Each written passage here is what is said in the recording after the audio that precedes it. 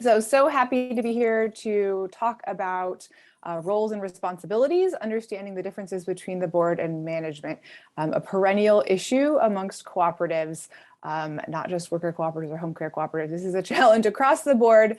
So we're excited to talk about this today. So how will we spend our time? Kristin and I will do brief introductions.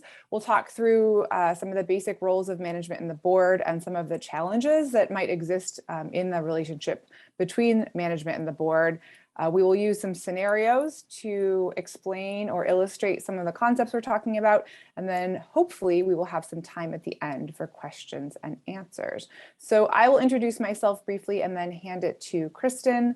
I'm Courtney Berner. I'm the Executive Director at the University of Wisconsin Center for Cooperatives. I've been here for just over 10 years and spent my first 6+ years here as a co-op development specialist. And during my whole time, I've worked with home care cooperatives. So happy to be here. Kristin, why don't you go ahead and introduce yourself?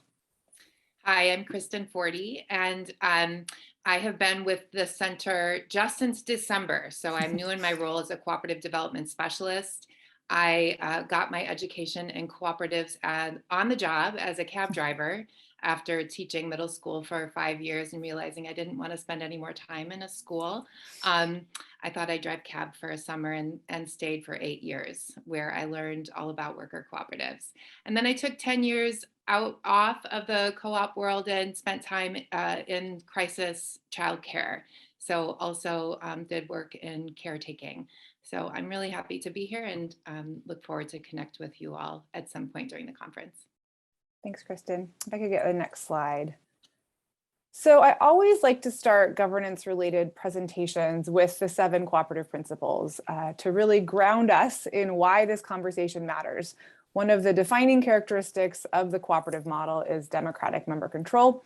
Cooperatives are both businesses and democratic associations, and both components need to be healthy for the cooperative to thrive.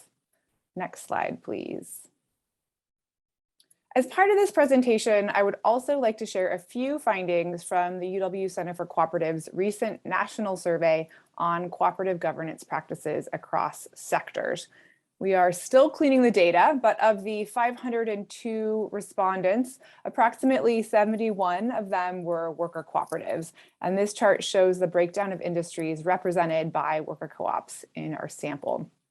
So the worker co-ops in our sample ranged from 2 to 250 members. They're located in 22 different states. They were founded between 1970 and 2021. 8% are in healthcare or home care. 45% have a CEO or general manager. Just over half practice direct democracy. In other words, all of their members serve on the board, and just under half have elected boards. All right, next slide, please. So before we dive into talking about the relationship between board and management, I wanted to ground us in one piece of data we collected from the survey, the Cooperative Governance Research Initiative.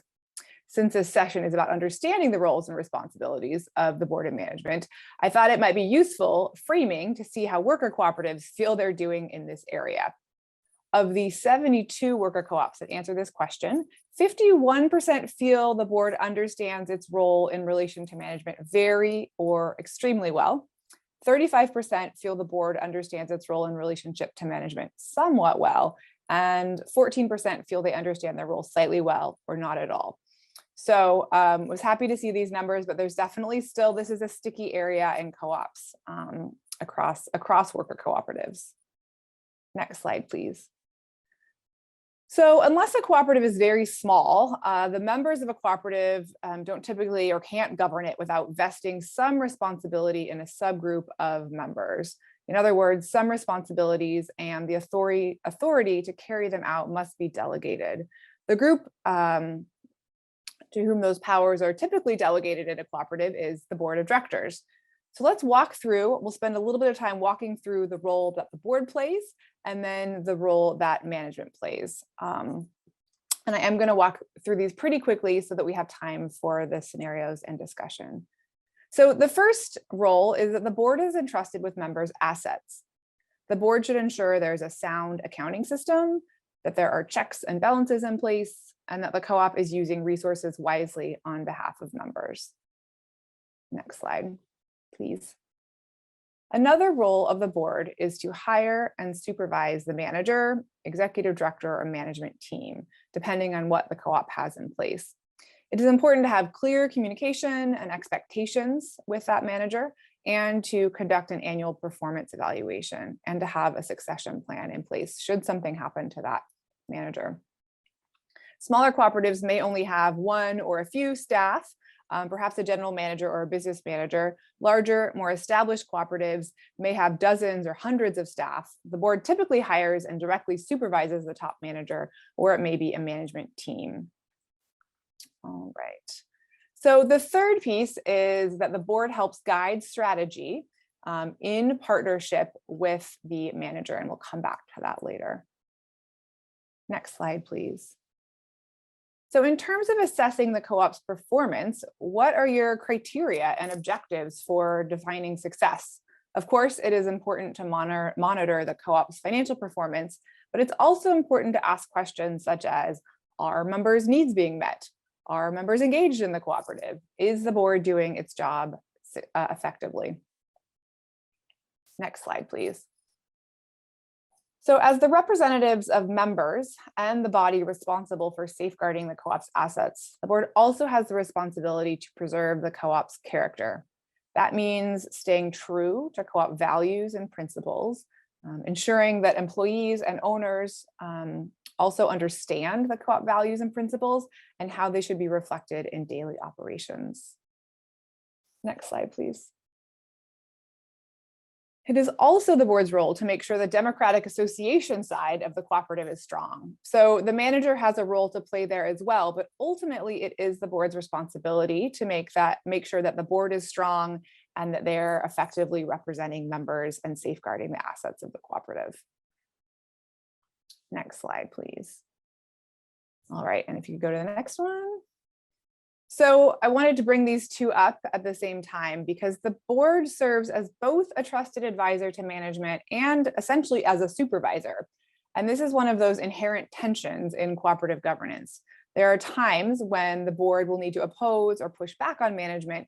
So it is important to have cohesion and trust between board members because these can be difficult conversations, and it's important to have a united front. But also a lot of respect and open communication with that manager because, again, part of that role is serving as a trusted advisor to management and as a representative of the membership. Next slide, please. So to illustrate what a challenging dynamic this can be, here's how the 71 worker co-ops responded to the question, how well does the board strike an appropriate balance between supporting and challenging the CEO? Only 10% say they are doing this extremely well, and nearly a third say they are doing this slightly well or not at all well. All right, next slide, please. So the next role is to represent and communicate with co-op members. The board should act as an unbiased voice for all members and should ensure that the membership is kept informed about what's happening in the cooperative.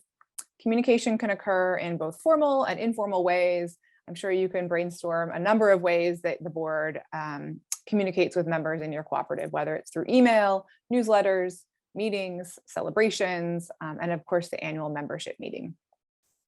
An informed membership is more likely to be engaged with and supportive of the co-op. There's a better chance of members participating in committees, feeling interested in the co-op, and empowered and prepared to run for the board. So it benefits all of us if members are in the loop. All right, next slide, please. And lastly, the board is tasked with aligning the co-op strategy with the members' short and long-term interest. Sometimes finding the right balance in this equation is easy, and sometimes it is really difficult and it will require tough decisions that may not be popular with members. But there's this constant balancing act that the board is engaged in on this one. All right, next slide, please. All right, moving on to management. So we'll move through these pretty quickly. The first is handling day-to-day operations. You're familiar with all of what those are: hiring and scheduling, checking timesheets, dealing with insurance, all those sorts of things. Next slide, please. Hiring and supervising employees, I just mentioned that. Next slide. Providing financial information to the board. So again, the relationship between the board and management is a partnership, and the board relies on management for certain information in order to do its job well, and management depends on the board for certain things to do its job well. And this task of providing financial information, accurate and timely financial information to the board, is a really critical piece. Next slide. Assuring quality control within the cooperative. Next slide. Interacting with clients, of course, is another role. Next slide. Preparing an annual budget. So we often think of the board approving the budget, but typically what happens in that cycle is that the manager will prepare one and present it to the board. The board may have questions, hopefully has questions and comments, and provide some feedback on that budget and ultimately approves it. But the document typically originates with the management team or the manager. Next slide, please. So next is implementing strategy, and we'll touch back on strategy in just a moment when we get to some of the gray areas between these two roles. Next slide, please. And then lastly, arrange necessary financing. So of course, this list of the responsibilities of management is not comprehensive, but it covers most of the big buckets of things that management takes care of. So next slide, please. So now that I just drew a line between the duties of board and management, I want to say that drawing too hard of a line between the duties of the two groups can actually be dangerous. And since we don't have a ton of time together here today, I want to really focus on one of these. The slides include several potential gray areas between the two roles, but I would like to hone in on setting and guiding strategy, the last one on that list. So you might have noticed that I listed implement strategy as one of management's duties and guide strategy as one of the board's. This is really one of the common ways to understand the division of labor when it comes to strategy, but I am more and more questioning that hard line as I work with more boards, as I hear other people talking about governance and many of the inherent challenges therein.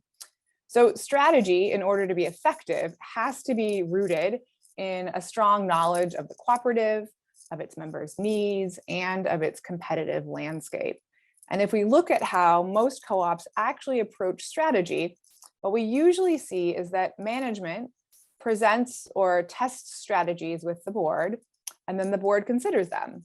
The board might debate which is the best strategy. They might suggest minor changes or complete overhauls, completely push back on the strategy in its entirety.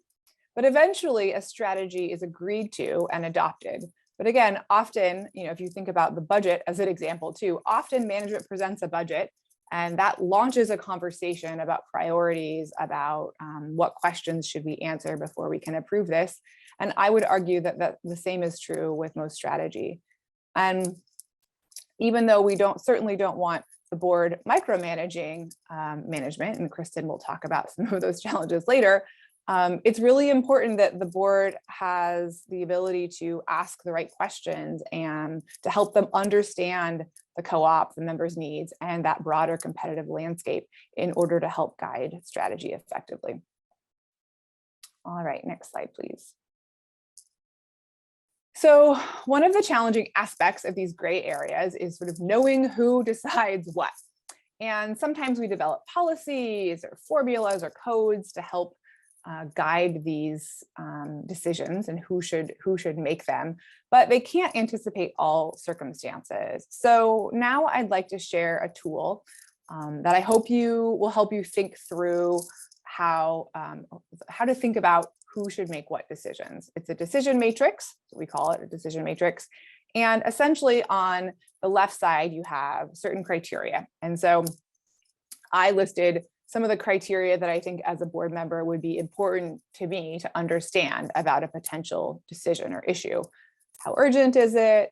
How much might it cost the cooperative? and connected to that, what would be the impact on the financial health of the co-op? How might this decision impact the reputation of the co-op? How might this decision impact co-op members? And I put some question marks down at the bottom because I'm sure that you could think up some other criteria to put in this place to help evaluate who should be making, whether it's the management team or the manager, the administrator, or the board.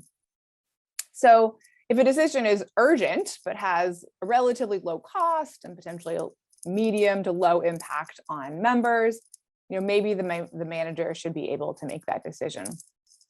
So again, this is not fix the challenge of the gray area, but I hope it might give you a way to navigate it. And then sort of even the manager could use this and fill it out for a decision. And then at the board meeting say, I made this decision on my own without consulting the board, because when I applied the criteria matrix to the decision, it was clear to me that it was quite urgent, and that the impacts and costs of the co-op were either low to medium, and so I felt comfortable moving forward. And you could all build your own criteria matrix together to make sure that the things that were most important to you are on the left side of that table. Next slide, please.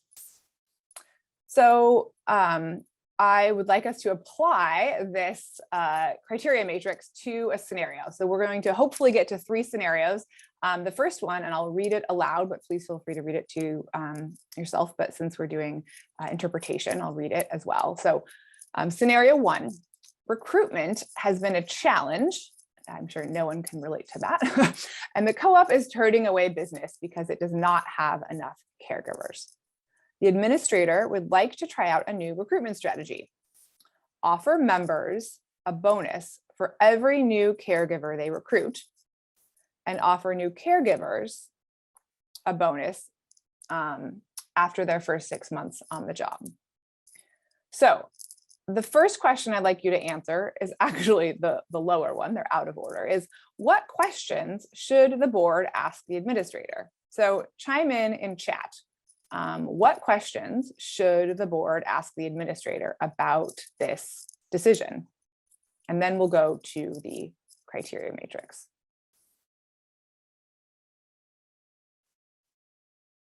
Just chime in chat, find your way over to chat. What questions do you think the board should ask?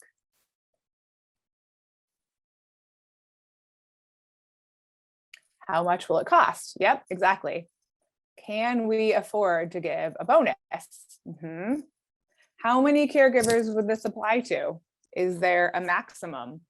Exactly. What is the cost of the bonus? So a lot of these questions are really about what are the financial implications and sort of what's the scope of this. How many caregivers? So has there been consideration for the current workers? And what long-term impact will this have financially? Yep. Have we tried an employee referral program before? Has it worked? Great. Would this actually help facilitate recruitment? And how would it help?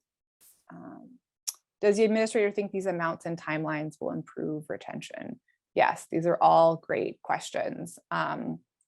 One of the questions that I had in here, because I mentioned that it was just members, will employees who aren't yet members qualify for the bonus, and does that feel fair at the other? And I guess another question is, have you considered other strategies? What other strategies might we take? So, all right, next slide, please.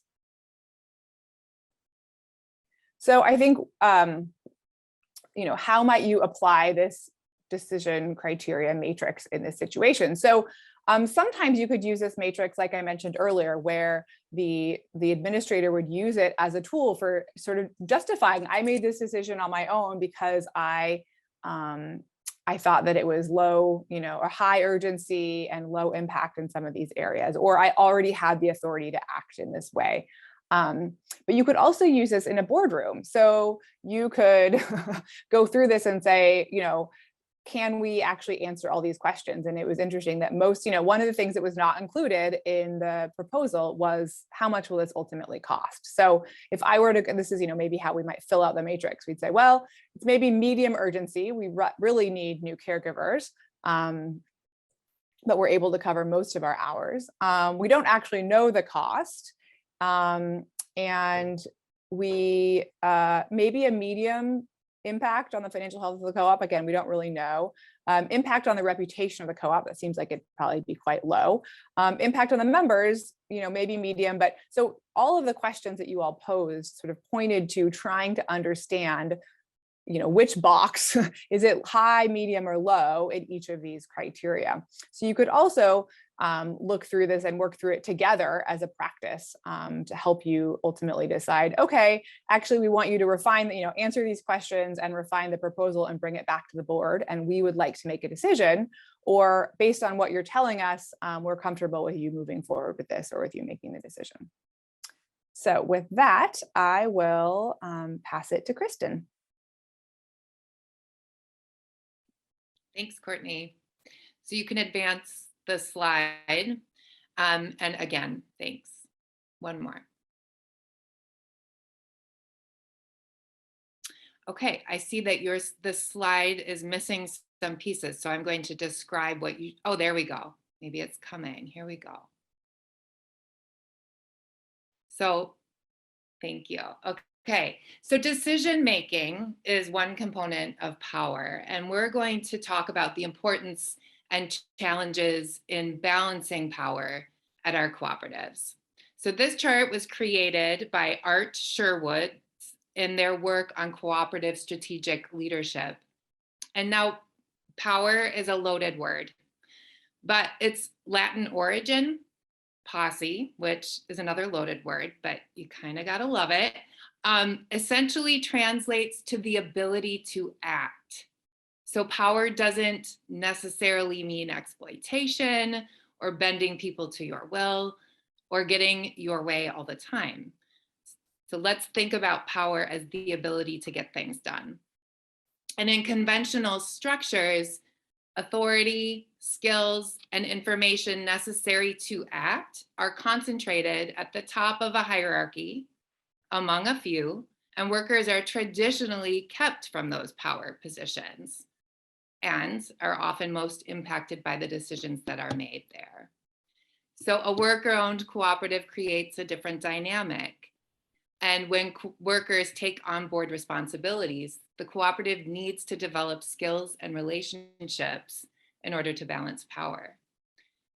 So when a GM is holding more or all of the power, the cooperative risks encouraging what's referred to here on this chart as a dictatorship, right? So a dictatorship is absolute power. And when the board holds more power than the GM, more or all, the co-op may get stuck in a micromanaging pattern. And by micromanaging, I mean the board involving themselves in the tasks that they're paying the manager to do. So a healthy and successful cooperative has a board and a GM who are able to act with care and with confidence. So just take a moment to consider which quadrant your co-op might fall in here. And then we'll advance to the next slide. And we'll explore what might be happening first that would lead to a dictatorship. So a GM who has too much power and a board that doesn't have enough power. Next slide, please. So the board, for a multitude of reasons, may trust the GM, but the board may not actually have evidence to support this trust. Next slide, please. This may be in part due to the GM having a record of high performance, giving directors no compelling reason to ask critical questions or carefully analyze information that's provided. Next slide. Board members may lack the skills or education necessary to understand the information provided or the critical questions in front of the cooperative. Many of us in worker cooperatives who serve as directors were not trained to understand financial statements or weigh cost benefits of the many decisions that we make with an eye on the bottom line. Without these skills, we may depend too heavily on the GM without proper oversight. Next slide, please. So to participate effectively on the board, members also need sufficient time allocated to prepare. With insufficient time allocated, directors may be unprepared, resulting in an inability to act. Next slide. So efficient systems and regular practices for communication may not exist. Agendas may not be distributed in a timely fashion. There may not be protocol for directors to suggest agenda items prior to the meeting. The board president and the GM may not have a collaborative relationship where regular communication is occurring. Next slide. Without transparency and information sharing, directors may not have what's needed for oversight of the GM and cooperative performance. Our financial reports provided to the board regularly and in a timely manner. Our important decisions that have significant impact on the cooperative reported to the board in a timely manner. Next slide. And there may just be a lack of clarity of roles. So who's in charge of what, who is accountable to whom? Without a clear understanding and statement of roles, the GM may assume authority and board members may not know to clarify. So any combination of these things, next slide, results in a GM having no real accountability to the board. The board is disempowered. Okay, next slide. On the flip side, what might be happening that would lead to what I'm sure plenty of you have heard of as the micromanaging board? Next slide. So this may be a case where the GM is actually underperforming and the board needs to step in. The question is, will the board hold the GM accountable or make steps to replace the GM, or will the board continue to manage the co-op, which is not their job? Next slide. So this is a tough one, and I think about this one a lot. We come to worker co-ops with a historic dynamic that's inherited from conventional workplaces. And traditionally, labor is at the bottom of the hierarchy. Management sits between the executives and owners at the top. And so worker co-ops flip this around and management's held accountable by workers on the board. There's a culture of distrust, which can encourage micromanaging. So this conventional hierarchy can also, of course, be cause for a manager holding too much power. But I think it's really important for us to investigate the ways that we as workers understandably react to our past experiences by overexerting our new ability to act, and which can unfortunately equate sometimes to micromanaging. Next slide. And this particular dynamic may lead to blind distrust. So the opposite of blind trust, distrusting a manager, but with no actual evidence to support that distrust. Next slide, please.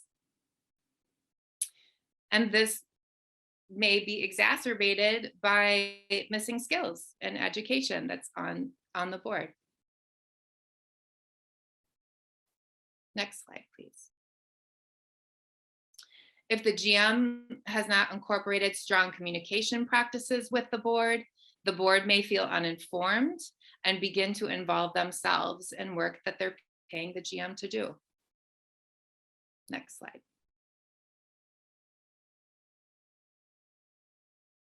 And without a clear delineation of authority, it's much easier for board members to overstep boundaries or question the GM.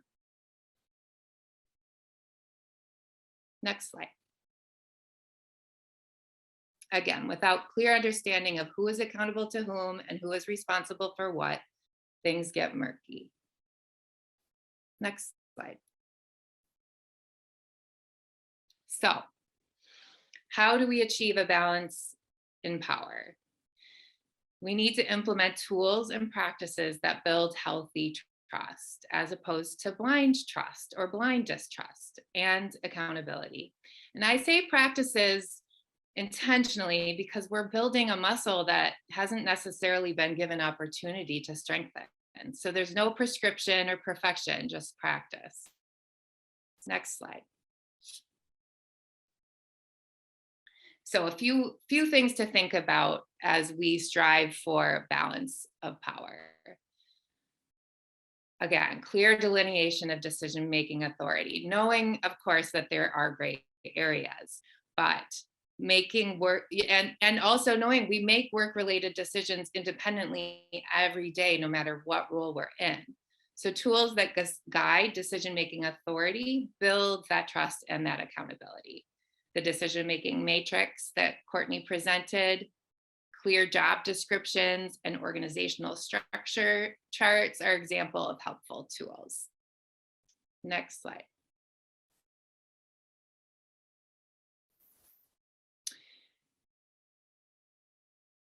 Clear communication channels and reliable exchange of information. So making sure that agendas, minutes, financial and other management reports are provided regularly. And be explicit in how information is provided and communicated. Is there a way to communicate with the group when emergent needs arise? Email, text, or a different online platform? Next slide. Membership and board training and education initiatives. Board members need the ability to read financial reports, understand fiduciary responsibilities, and really learn the comprehensive operating needs of the co-op. Next slide. Investment and relationships across the cooperative. When we know each other, we are more likely to place trust in each other. Investing time and thought into relationship building results in more meaningful connections. Next slide. Regular evaluations of manager and board. And these need to be objective evaluations that are based on job descriptions and metrics to measure success. Next slide. Conflict resolution and grievance procedures in place. So conflict is inevitable and we are human.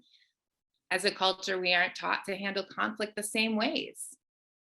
And a healthy cooperative culture has agreements on how conflict will be handled and builds practices and systems for conflict resolution.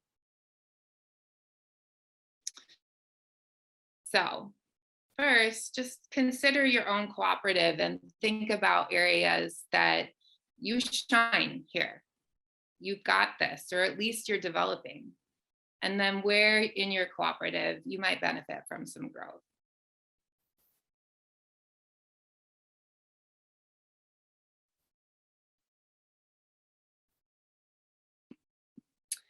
Okay, and we're going to step into scenario, and I just want to acknowledge that I see the chat and want to acknowledge the ableist language that I was using, and thank you for pointing that out.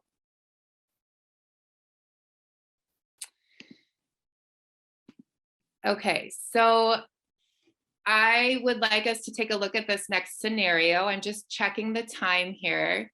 I have two scenarios that we can consider, but we may only have time for one. So first, in this scenario, there's a transportation cooperative board meeting. While reviewing a marketing and sales report from the GM, a director who is a cab driver mentions a decline in revenue associated with medical accounts as his reason for setting up a meeting with the transportation manager of a local service provider. He's already suggested to the provider that the cooperative could provide rates to their clients at a reduced rate. So considering this scenario in the chat, where might the power imbalance be here? And what tools for trust and accountability may be needed to achieve a balance of power?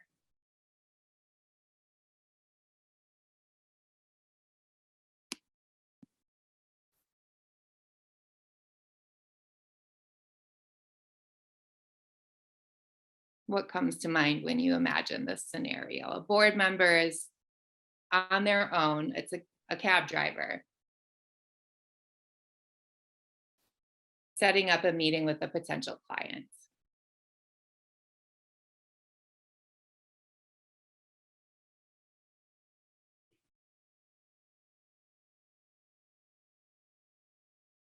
Do you see this as a possible power imbalance? Mary has a note in the chat. Decision making with financial impact on the whole being made by an individual member.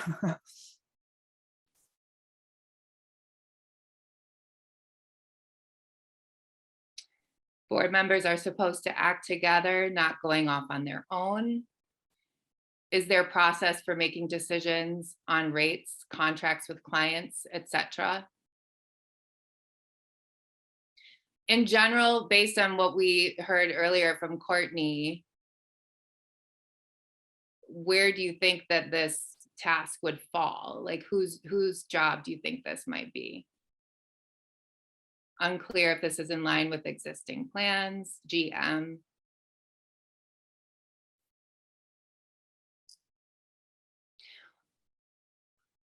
There's so many different reasons that a board member may be taking this step on their own. Does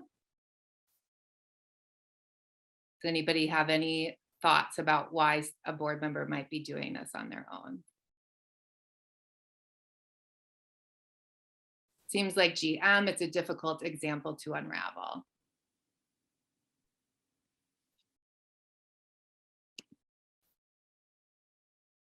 Yes, difficult. And that's sort of the point, right? Is that all of these scenarios, they're hard to grapple with. Maybe the driver has lost trust in the GM. They don't have trust in the GM. Board members should bring the idea to a board meeting to discuss. We don't have the backstory, but it could be the director has already raised the point many times and it has not been addressed. Yeah. So there may be some accountability issues there. Okay, let's go to the next slide here. I'm just going to mention one thing as we go to the next slide. I think sometimes scenarios like this can be frustrating because they lack information, but I think it can be a good reminder too that often like everyone's coming into a boardroom, whether you're the manager or a board member, with different information, and that no one has full information usually when coming into a board meeting too. So sometimes we are asked to make decisions without all the information, and that's why being able to ask good questions and feel comfortable asking good and hard questions can be such an important skill for a board member. All right, I'm done. Thank you. All right, well, just for fun, let's look at this last scenario. So a small manufacturing company recently converted to a worker-owned union cooperative. All 10 members are on the board, and the GM is the president of the board. The GM/president presents a budget for approval that includes a salary increase for them. This is the first time members, with the exception of the GM, have seen and been responsible for approving a budget.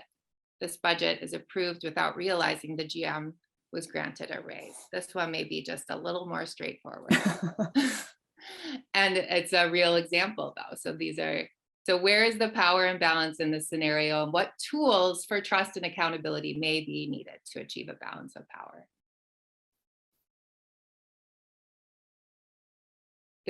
Okay.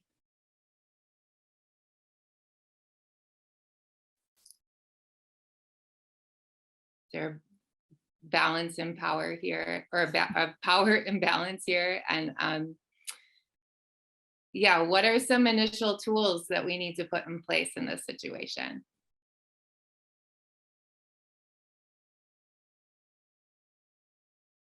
Any thoughts?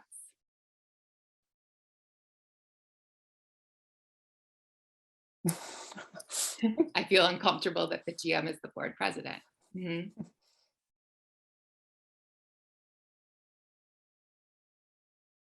GM president maybe didn't leave enough time for the board to read and prepare. Training of the budget forms. Yeah, one of the tools here is just some education for the board members so that they know what to look for and how to actually review a budget.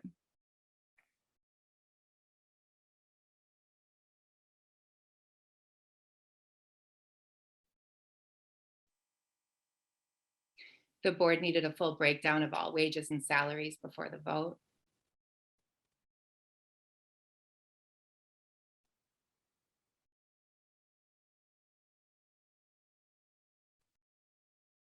Okay.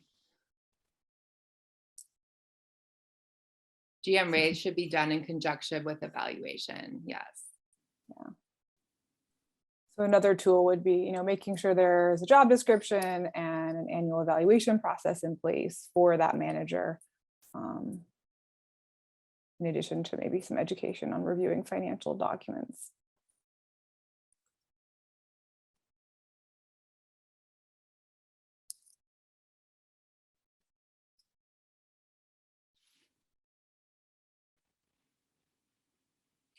All right, well, some initial food for thought.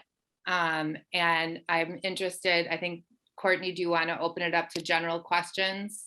Sure, so we have about 5 minutes left. If folks have other things they want to say about this last scenario or just questions about anything we covered over the last 45 minutes, please put them in the chat.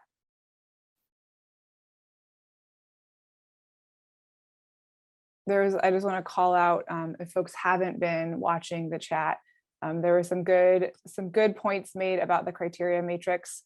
I will say that's a tool sort of in development. And one of the things that someone, I think it was maybe Faye, suggested differentiating between was sort of impact, known impact versus risk. So, we might those are different things. And so including both in terms of the discussion. Any questions? You're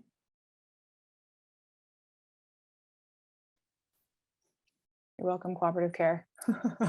We'll bring the matrix to you at your next board meeting.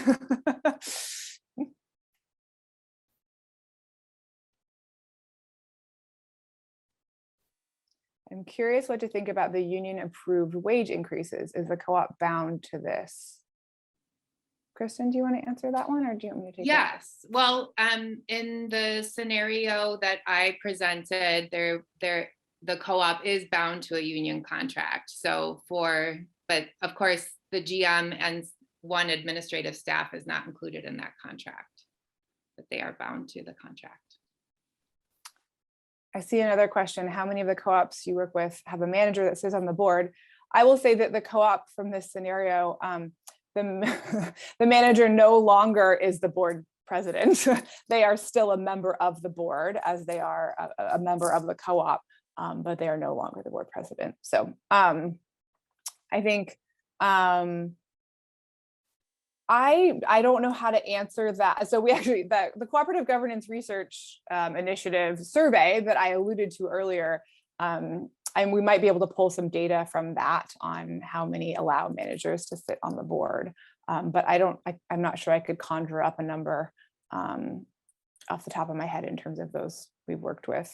I think I don't know, Kristin, I've seen different things in the worker co-op space in some co-ops don't allow it and others, you can be a member and therefore you can sit on the board. Yep. Same. The co-op will make that decision and there's pros and cons, I think, either way. Katrina has a question. Any tips, thoughts for startup cooperative groups in particular, where lines may be especially blurry because such a small group, everyone is everything?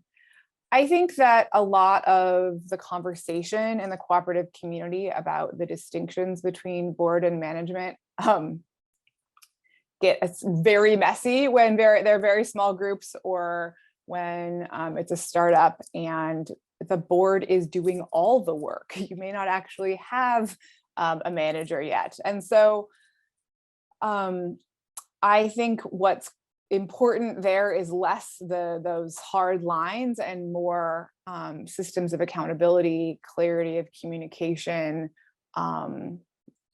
really understanding, you know, in a small group, if we're having a staff meeting or a board meeting, and what the differences might be between those meetings in terms of their focus. But I think in very small groups and in this stuff can be blurry even in larger cooperatives, but in small groups and startups, it's especially messy. And I just like to try to normalize it and not make co-ops feel badly about it, but to be intentional about how they're thinking about their management work and how they're thinking about their governance work, and not letting either fall by the wayside. And thinking about, you know, if there's a plan for growth, what's the plan for evolving that governance structure, and one's thinking about the relative roles of those for management and governance as you grow. Any other burning questions? Got about a minute left. The manager in the example is probably used to making all decisions themselves before the co-op took over, so they could use some support on how to productively step back and let others lead. In a startup, the board may be used to making all the decisions and not know how to share. So support and power transfer and power sharing for all would be a way to get to a better place without blaming people. Exactly. I think one of the things that I love about that Art Sherwood table, or whatever it is that it's really about, it's not about reducing anyone's power. It's about both groups having the right kinds of power. And so that's why I think it's a powerful way to, it's a good way to think about that dynamic. Kristin, is there anything you want to say about Art Sherwood graphic before we wrap it up? I was just going to kind of echo that, you know, there's so much unlearning and then learning that happens when especially in conversions, but even those of us who are in startups and we're coming from conventional workplaces. And so I especially like, Margaret, the point of not blaming people, this is about systems and creating our own systems that work in the cooperative. So